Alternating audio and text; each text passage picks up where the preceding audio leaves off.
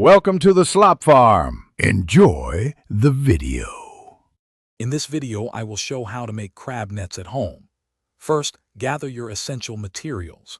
You'll need a roll of galvanized wire mesh, ideally with 1-inch square openings, which forms the main structure.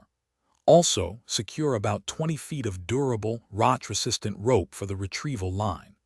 Don't forget your trusty wire cutters, a tape measure, and a good supply of heavy-duty zip ties to ensure everything stays securely fastened. These items are crucial for a successful build. Now, let's construct the main body of your crab net. Begin by cutting a piece of your wire mesh to a precise 24-inch by 48-inch rectangle. This size provides ample space for crabs while remaining manageable.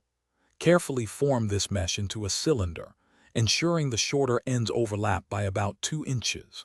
Use your zip ties to secure this overlap every 2 inches along the seam, creating a strong, cylindrical frame for your net. This forms the basic structure. Next, we'll add the crucial funnels and bait holder. Cut 2 pieces of mesh to form cones, each about 8 inches wide at the base, tapering to a 2-inch opening. These funnels allow crabs to enter but make it difficult to exit.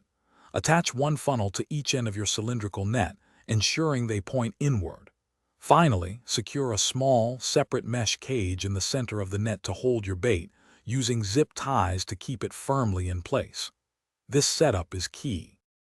For the final touches, attach your 20-foot rope to the top edge of your net, ensuring it's evenly distributed for balanced retrieval. Use several zip ties to make this connection very strong. Then, tie a small buoy or float to the other end of the rope. This will mark your net's location and make it easy to pull up. Your homemade crab net is now ready for action. Remember to check the description below for the link to the Echo Dot smart speaker and other great deals. Thanks for watching. Consider subscribing if we helped you today.